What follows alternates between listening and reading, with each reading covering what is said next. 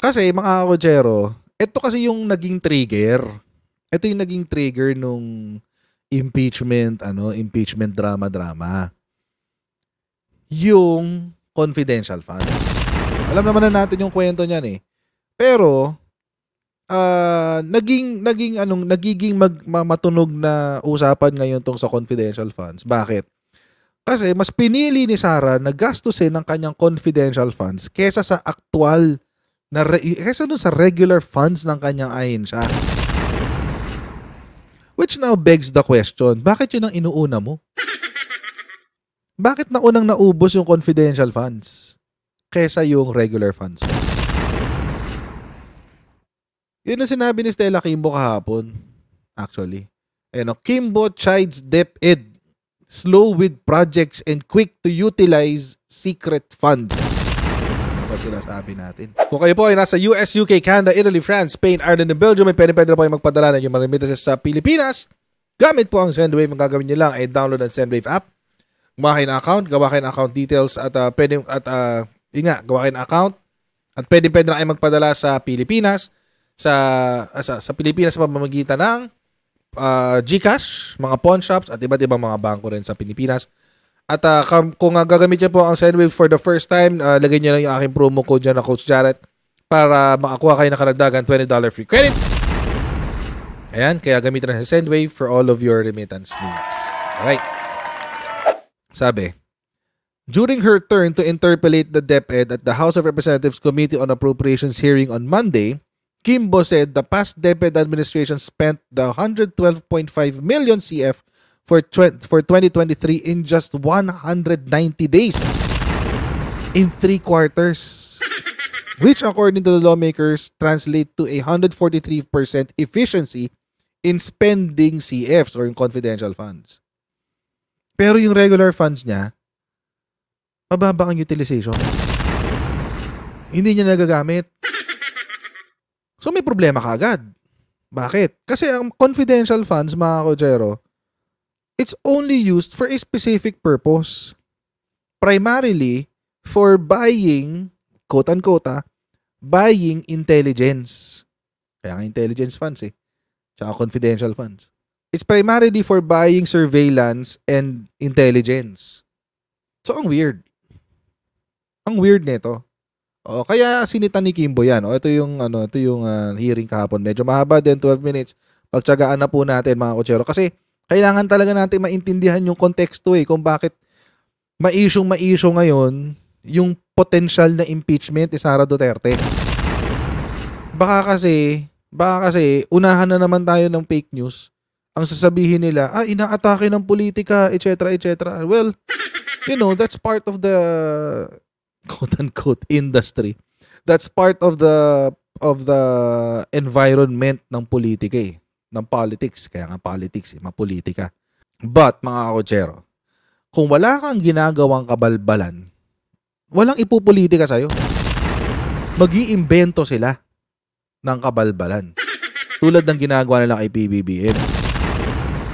Kaso kay Sara, may basis Person, Stella Kimbo. Salamat, Madam Chair. Siguro wag na natin i-congratulate si Sexani mismo, kundi i-congratulate natin ang buong bansa dahil nagkaroon tayo ng bagong pag-asa dito sa pagharap sa ating napakalaking education crisis. Klaro naman po, malaki yung problemang kinakaharap natin. Medyo nangungulela tayo pagdating sa buong mundo. Klaro naman po sa PISA rankings. May hirap po yun sa isang sitwasyon na sinasabi nila the world is flat. Ang mga apo natin, mga anak natin, they have to compete globally. So, may mga kabataan ngayon, ang trabaho nila virtual assistant. Ibig sabihin, they apply online for a job, ang mga kalaban nila buong mundo. So, kung nangungulela tayo, hirap sila mag-compete. So, yun ang kinakaharap ng ating kalihim buong kagawaran. So, kailangan natin tulungan ang DepEd. So, having said that, big crisis, we cannot waste funds, we cannot waste time. I think those are the two things. So, nakakalungkot na pagdating sa COA report, at pinapakinggan ko ang ibang mga kongs. Yun ang isa sa pinaka malaking finding ng COA report in 2023, low utilization. Ibig sabihin, mabagal ang paggastos at may natitirang pondo. So wasted funds, wasted time. Tama. Of course, pag i-compare po natin, halimbawa sa sinasaad ng liquidation reports ng confidential funds na for 3 quarters na 100% na ginastos for the 3 quarters, totaling Bus. 112.5 million. Ginastos po ito for the first quarter, Feb 20 to March 30, for the second quarter, April 20 to June 29, and for the third quarter, July 12 to September 29, for a total of 190 days. And if we count the number of days in 3 quarters, that's 273 days. So 190 over 273, that's 69%. So if you divide 100% utilized funds by 69% in terms of days, ang score po nun in terms of efficiency is 143%. So, ang efficiency Lampas 100% pagdating pa. sa spending ng confidential funds ay Ubus eh. 143%. Congratulations ubus, po. Said. Pero pagdating naman po sa regular funds, napakabagal po. So, nakasaad po sa COA Report 2023, may natira pa pong 37.7 billion at ang sinabi po ay Bakit? may delayed, partial at non-implementation of various programs. And with that, sana Comsec, pwede po bang ilagay ang slide 11 ni Sec 37 Sani because I billion? want to 37 billion ang hindi ginastos sa regular funds. Binuhay nyo yung buong ahensya sa confidential funds? Of course, that's an exaggeration, of course. Baka ang ginastos lang talaga nila yung pasahod ng mga tao. Ang laki nung hindi ginamit. revisit that slide. Kasi nabanggit nga kanina ni Kong Jinky pagdating sa DCP, yung ating ICT packages, binalikan niya, sinabi niya na ayon sa COA report ay merong zero accomplishment rate pero sinagot ng Wow. ating USEC. Zero Gusto ko sanang accomplishment. balikan. Sa isa niya, walang kwenta si Sara. Wala talaga siyang accomplishment sa DepEd eh. Tignan niyo, maski Kongreso, nag-agree na sa akin. Credit grab naman ako eh. Ayan, na-validate na ng Kongreso yung sinasabi ko noon pa. Wala talaga siyang achievement, mga kotsero. Wala talaga siyang achievement as DepEd Secretary. Tapos i-hype ng mga DDS, best future president. Best future president.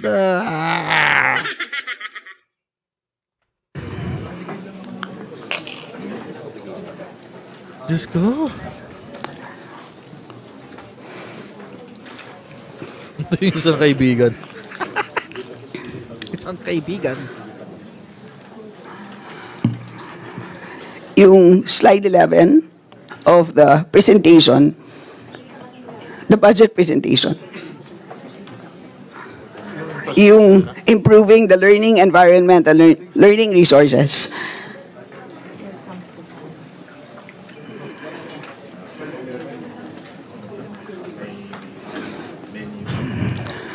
Gusto ko lang itong balikan kasi ito po yung lista ng accomplishments na present ng DepEd.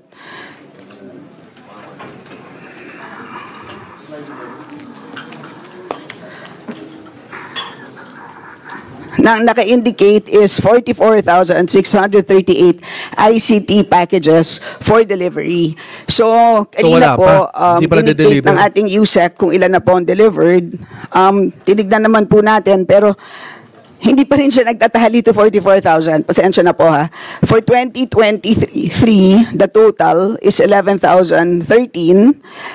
And then for 2024, it's 5,567. So hindi talaga siya nagtatahali to 44,638. So Wait, also mga kotsero, just to reinforce a point. procured for delivery. Ibig sabihin, hindi pa na-deliver. Binili pa lang, binayaran pa lang, bayad na, i-deliver pa. 30 million textbooks procured for delivery. 21 million science and math equipment procured for delivery. Almost 500,000 technical vocational equipment procured for delivery. Hindi pa siya delivered, ha? Take note. Sa 2 taon na umupo si Sara bilang DepEd Secretary, hindi niya napadeliver to mga to? May 2 taon ka? Kaya pala bagsak-bagsak sa PISA.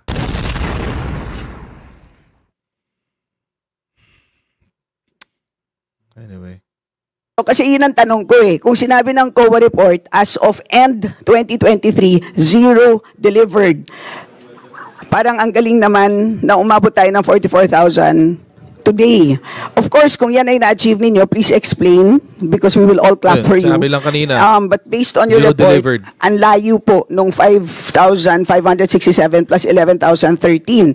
So are you trying to say that this 44,638, how far are you counting? Is this including your 2015 It includes procurement? 2022, ma'am. 2022, But your 23, and 2022 24. is only 10,695. So it still doesn't add up to 44,000. Maybe So we- you must be including those earlier procurements kasi ito po ba yung nire-refer natin na nabubulok doon sa warehouses.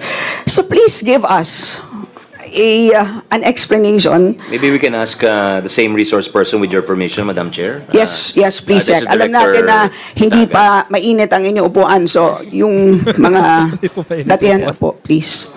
You are recognized, Director Pitaka. Totoo naman. Blessed day, Kakaupo Your lang niya. Honor. Ma'am, yung 44,638 packages, this is a combination of the 2023 package, that's 26,692, And plus 2022. the 24 package of 17,943. Okay. Madam Chair, I would like to manifest that yung binabanggit po ni Yusek ay procured, which is different from delivered. Malaki pong pagkakaiba yun. It's an ocean of a Oh, yeah, difference. sinabi na ni, Kimbo. So yun nga po ang sinasabi ng COA. Yung nag-procure po kayo pero hindi delivered. Ang delivery ay equals accomplishment. At yun po yung punto ng COA. So sana po, ito po ang ni-report. Di ba? Sinasabi ko na yan dati pa. Sinabi ko na yan dati. Kung naaalala nyo, marami akong vlogs doon eh na dinidebunk ko yung accomplishment report ni VP Sara. Di ba sinabi ko sa inyo? Huwag tayong mag-focus sa activities. Kasi ang ginawa ng DepEd Secretary natin during her time, doon nagpe-presenta siya ng kanyang mga ng mga accomplishments, ay kanyang mga activities. Hindi yung results. 'Di ba? Results chain, input, output, outcome, impact. Huwag na muna natin pag-usapan yung impact kasi long term 'yan. Input, output na lang. Yun na lang. Yun na lang. 2 step na lang. Input, output. Nagbigay ka ng pera sa supplier para umorder ng mga laptop. Ano dapat ang output? Makakuha ka ng laptop at ma-deliver mo sa mga teacher. Di ba? Input, output na lang. Yun na lang muna. 0. Walang na-deliver sa mga teacher. Ninyo, Ayun na yan. 44,000. Padded eh. Yung accomplishment ni Sara, lahat padded. Sa ibang salita, hype. Hype lang. Kunyari. 638. So procured for delivery. Yes. Okay. So, to be delivered. So, pasensya na po, pero yun nga ang point ng COA. Delivery ang pinaka-importante sa lahat. Di ba Right. po? At, Yan yung output eh. and at the same time, may problema po yung natitenga po siya sa warehousing, di ba? Sorry. So, Iba pa yun. pag Panahon pa ni na-deliver Briones siya yun. sa warehouse, problema pa yung from the warehouse to the school. Your Honor, for the fund year starting 2022, 2023, 2024, yung 2023 natin, diretso na po ito sa schools. So wala na pong warehousing sa 2023 fund at 2024 fund. So yung nasa warehouse, mga kotsero, yun yung kay Briones pa. 1.5 million units yun. 1.5 million units ng laptops. Bakit hindi nyo pinadeliver? DepEdSec. Wala na pala si Sara. Pero bakit hindi pinadeliver ni Sara Duterte nung siya yung DepEd Secretary? Delivered to schools na po ito. Diretso na po. Yung pong nasa warehouse, yun po yung 2020. Okay, Briones pa yan. Okay, so how soon will the rest be delivered? Exactly. As per the contract is 180 days hanggang December po of this year, madideliver na natin tong lahat ng 44,638. How many days? Ha? Hanggang 180 days po ang contract. Hindi sinasagot ni Kuya yung yung tanong. Ang tanong is, kailan i-deliver yung 1.5 million na nung panahon pa ni Briones? Hindi yung 44,000 na sinasabi nila ngayon. Kasi yung 44,000, that's 2023-2024. Ang tinatanong yung 2020-2021 kasi yun yung nabubulok doon sa warehouse. Nito ang contract duration. Tinan nyo, nalito tuloy Until si December Kiko. 2024, ma'am. 180 divided by 6 months Yes, ma'am. from procurement to delivery. Yes po. You said, I think that is unacceptable. Ma'am, kasi acceptable talaga ito, kung yun. napapansin nyo, yan pong 44,638. Balik na sa 44,000. This equates to 504,000 laptops. Kalahating milyong laptops po ang dinideliver natin ngayon, yung na-procured for delivery. Yes, but will you agree? Okay, wag mo muna akong sabihan ng 504,000. Tanungin lang kita, yung common sensical, kung ikaw mismo bibili ka, tatawag ka ngayon sa Shopee, pabili po ako ng computer. Shopee talaga? Sinabihan ka ng Shopee, okay, sige po, pero i-deliver ko sa'yo 6 months from now. Tatanggapin mo yon? Hindi, Ikaw, ma'am. as an individual. No po, ma'am. Oh, okay. In the same vein, hindi rin po papayag ang mga estudyanteng Pilipino. And we all speak on behalf of them. So what's the solution, Masyado sir? matagal yung 6 Ma'am, months. kasi ito, ino-order kasi ito ng mga suppliers natin sa abroad kasi wala naman pong nagba-burn in ng core sa Philippines. So usually, ino-order to sa abroad by bulk din. Pagdating dito, i-assemble pa. So talaga pong merong Ina-assemble time pa? allotment para po ma-burn in yung mga technologies So na. how many suppliers are you talking about? Ma'am, ang suppliers natin ngayon, mga 7 to 8 suppliers. We will give you the breakdown of... Is it a matter of increasing the number of suppliers? Ma'am, open bidding po ito. So kung sino po yung manalo, sa kanila po natin ina-award yung contract. Rig nga yung bidding nyo eh. I'm just telling you, and I think all members will agree with me, that your timetable is completely unacceptable. Kasi Kasi mga kotsero, no, imagine 6 months. You're already, ano lang ba ang school year? Ilan lang ba ang school year? 10 months lang po ang school year. So, ibig sabihin, wasted na yung 1 year. Wasted na yung 1 year. Makukuha nila yan the following year pa. The following year, may bago na namang estudyante. So, delete ka na ulit. Delete ka na ulit.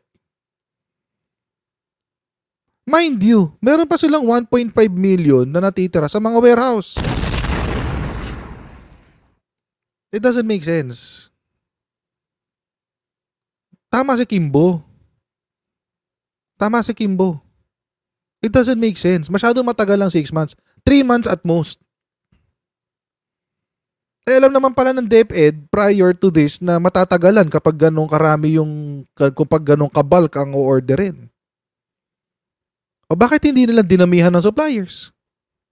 Bakit 8 lang? At saka ang weird. Ano yung burn-in? What does that mean? Sorry, hindi ako familiar sa IT. So, hindi ko alam kung ano yung ibig sabihin ng burn-in. Does that mean dito siya ina-assemble sa Pilipinas? Yung testing, QA or testing. So, yun yung burn-in. Tinetesting muna nila bago nila ibigay sa mga Okay. Burn test. Okay. Sige, gets ko na. So, tinetesting muna nila Yun pala yung burn test. Ina-assemble sa Pinas tapos te-testingin. Parang break-in ng sasakyan. O, kung ganun pala katagal, o di mag-order na kayo in advance. Di ba? Yung orderin nyo for 2025 school year, orderin nyo ngayon 2024. Order ka in advance. Kasi ganun pala katagal eh. Kaysa yung o-order ka ngayon, tapos iintayin it's for this school year, delayed ka na. 'Di ba? So i-advance mo na yung order mo. So yung order mo for 2024 or for 2025, dapat that's for 2027 or 2026. Kasi yun yung may considerations ka na burn-in period eh. Or hanap ka na maraming supplier. Ikalat mo siya.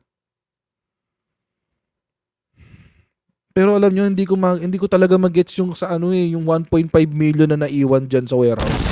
4 na taon na sa warehouse, guys. Ano po ang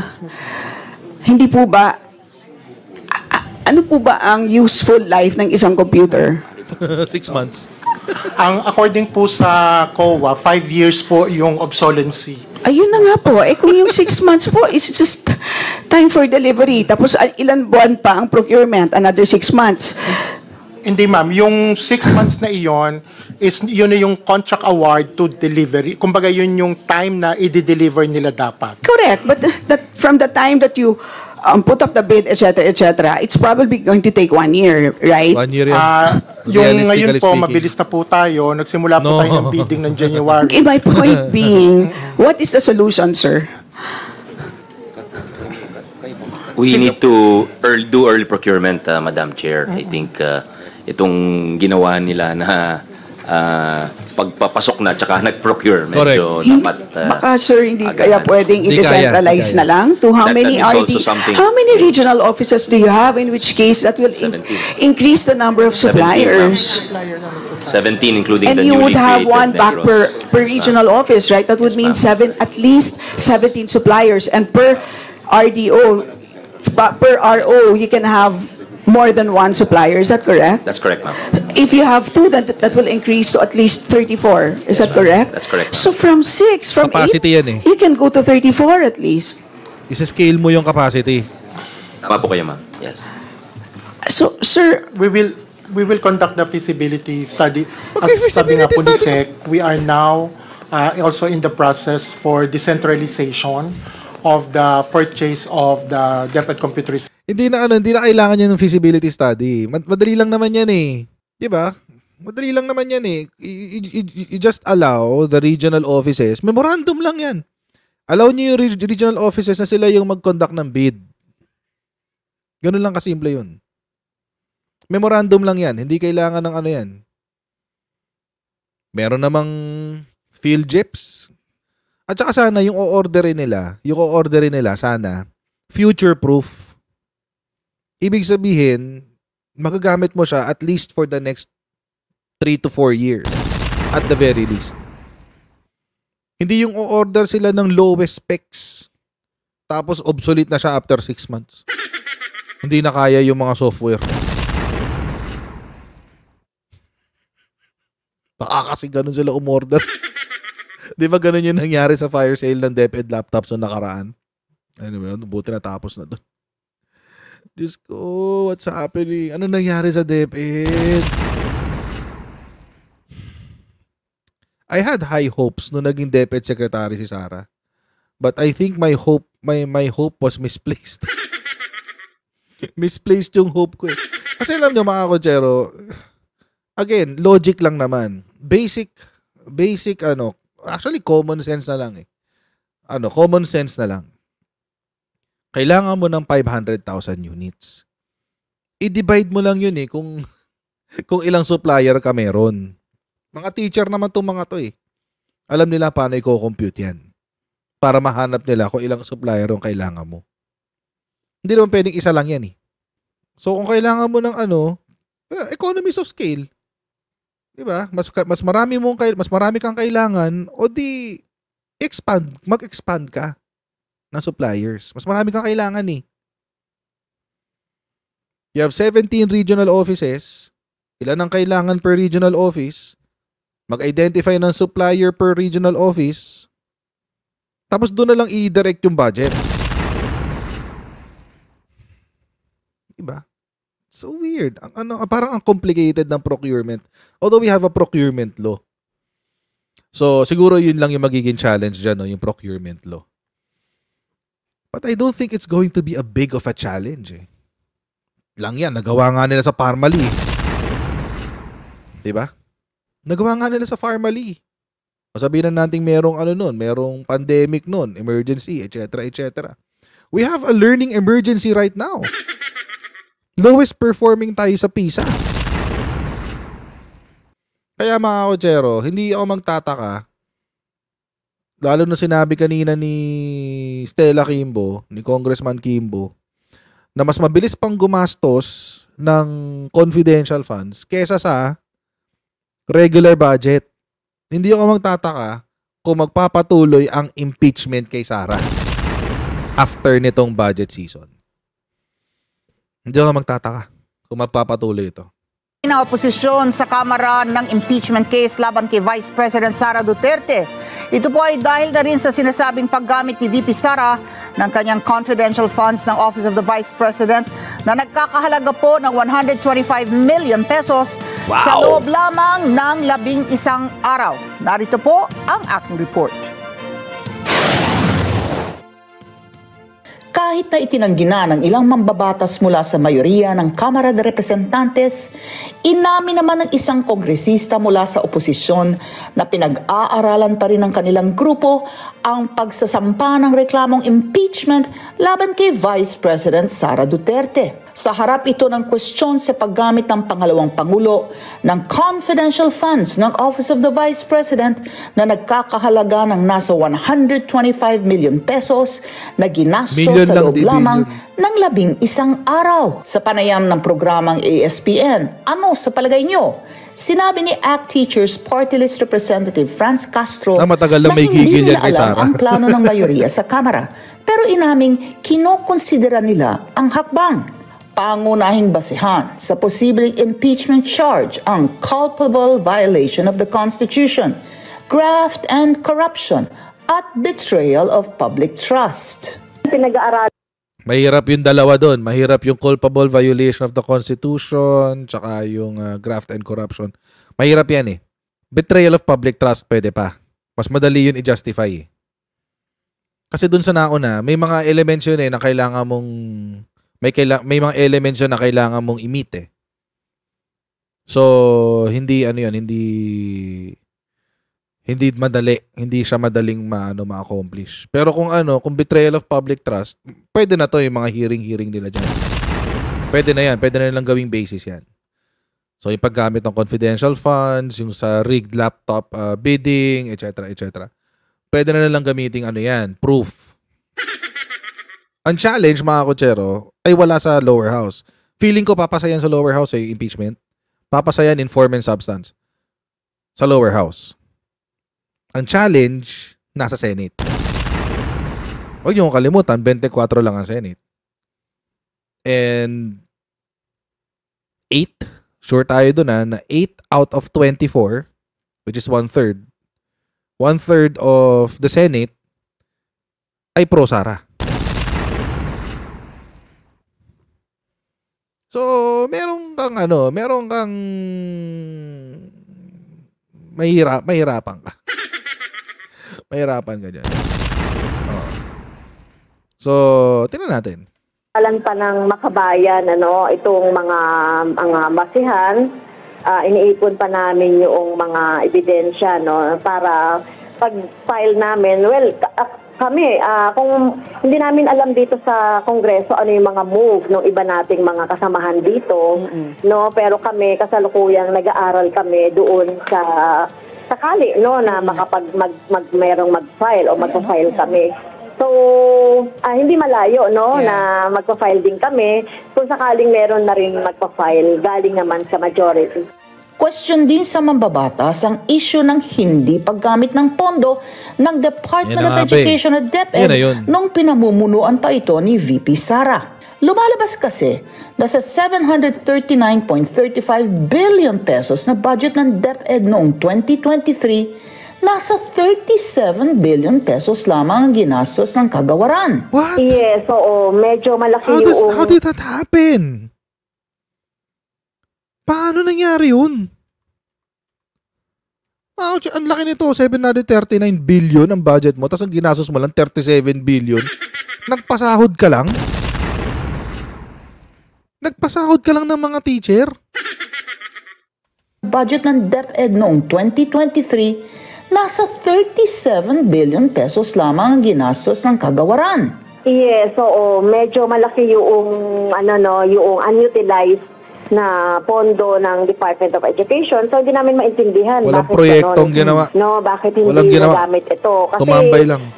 kung tutuusin nga, kulang pa nga itong mga budget na ito ng DepEd, no? Kung sa mga rekurso, sa mga textbook, sa mga, halimbawa sa mga building, sa mga rooms, ay kulang pa nga talaga ito. Yung mga instructional materials sa Walang ating ginawa. mga teachers, Sa tao, walang ginawa. ay kulang pa talaga ito. So, bakit ganun lang kaliit yung, yung absorptive capacity?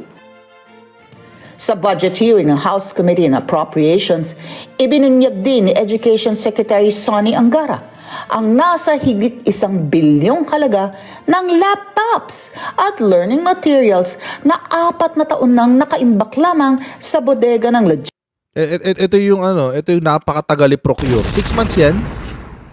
6 months yan, ganyan itsura. logistics contractor ng kagawaran. Kaya naman naghain din si Castro ng resolusyon para imbestigahan ang usaping ito, lalo't malaki ang pangangailangan ng mga guro at mga mag-aaral sa kasangkapan gaya ng laptops para sa pagtuturo at pag-aaral. Well, nabunyag dito kay Secretary Angara yung mga nakaimbak na mag-4 na taon na pala. Itong mga laptop na ito, yung mga materials, learning materials para sa ating mga estudyante. Lalong-lalo na yung mga estudyante natin sa STEM, no, na sana ay makikinabang dito sa science and math na mga materials na nakaimbak. Kaya nga, kinwestiyon ito na nakaimbak lang at sayang, no, na dapat na inapakinabangan. Sayang Pangalawa, talaga. yung question dito, no, yung paraan ng procurement, no, nagkaroon pala ng mga 2 bidding, no, nag-fail yung first, tapos Ito yung ulit kanina. ng isa. Pinag-usapan natin the kanina. same, parang mukhang may nalugi sa ating gobyerno, no, at least 1 billion. Kaya kina-question ito namin dito sa House of Representatives, bakit nangyari yun? Samantala, sa isang mensaheng pinadala sa Net25, sinabi naman ni dating Education Undersecretary at ngayon spokesperson ni VP Sara, Attorney Michael Powa, na walang irregular sa bidding para sa DepEd Computerization Program o DCP dahil sumailalim ito sa competitive public bidding, salig sa itinatadhana ng procurement law. Si Powa ang tumatayong Head of Procuring Entity o HOPE nung nasa DepEd pa siya. Sinabi ni Powa na bilang respeto sa mga miyembro ng Appropriations Committee, hindi tama na sumagot siya sa pamamagitan ng media. Ngunit handa niyang ipaliwanag ang usapin sa mga mambabatas sa tamang forum.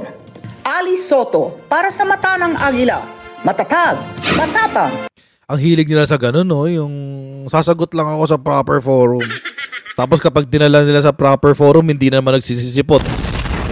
Di ba? Parang si Kibuloy, nung unang inisyuhan ng warrant of arrest, sabi niya, hindi ako magsasalita sa Senado kasi hindi yan ang proper forum.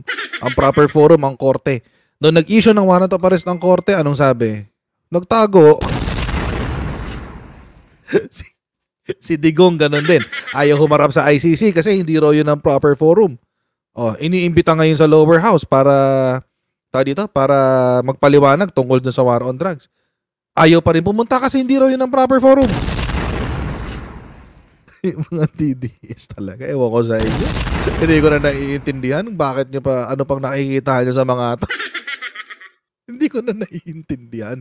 Ano pang nakikita nyo sa mga Duterte at sa mga, ewan ko, bahala kayo sa buhay nyo. Diyos ko. Tapos ngayon, ito naman, si Michael Poa naman ang sunod. si Sara Duterte, ganun din. Pero si Sara naman, in fairness kay Sara, uma-attend siya sa forum. Pero ang sagot niya, I will forgo the opportunity to defend. Hindi sumasagot ng mga tanong. A-attend sa forum pero hindi sasagot ng tanong. Ayop.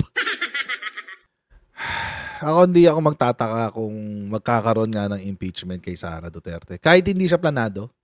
Kasi ang pinapalabas kasi ni Sara Duterte, pinaplanuhan na yan. Pinagpaplanuhan na ako ng mga miyembro ng Kongreso dyan sa impeachment na yan. Pinupolitika nila ako. Matagal na nilang plano yan. Gusto nila ako matanggal bilang Vice President. Ina-attack din nila yung family ko. Ganon, ganyan, etc. That's what she wants us to believe. Yun ang gusto niyang paniwalaan natin. Pero alam niyo mga kotsero, kahit hindi kahit hindi planuhin, mukhang doon papunta eh. Mukhang doon pupunta yung sistema. Oo. Abang-abang lang tayo dyan. Tingnan natin kung ano mangyayari. Kasi ako parang nakakakita na ako ng impeachment sometime soon. Siguro tatapusin lang to election. So kailangan, actually, desperate move na ngayon ng mga Duterte. Kasi pag hindi sila nakapaglagay ng mga kongresista na papabor sa kanila, patay sila sa 2025. So, tingnan natin kung anong magiging the next moves ng mga Duterte. Kaya ako feeling ko tatakbo si Digong bilang senador eh. Feeling ko lang. Tingnan natin kung matutuloy, di ba? Kung mangyayari. We don't know. Maraming po salamat sa inyong patuloy na pagsuporta sa ating channel. Huwag niyo po kalimutan mag-like, mag-share, at mag-subscribe sa Coach Jared YouTube channel. Paki-follow tayo sa ating Facebook page para lagi updated sa mga ganap dito sa aking channel. And I'll see all of you in the next Coach Jared Live. God bless. See you next time, guys. Bye!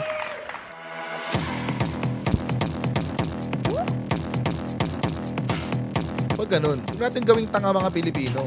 Mas maganda kasi nasa lugar ka ng tama kaysa yung pinipilit mo yung pagkakamali.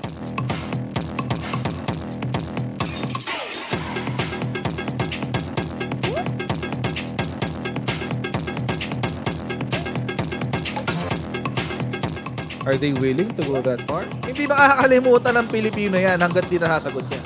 Sino ngayon nagsasabi ng totoo?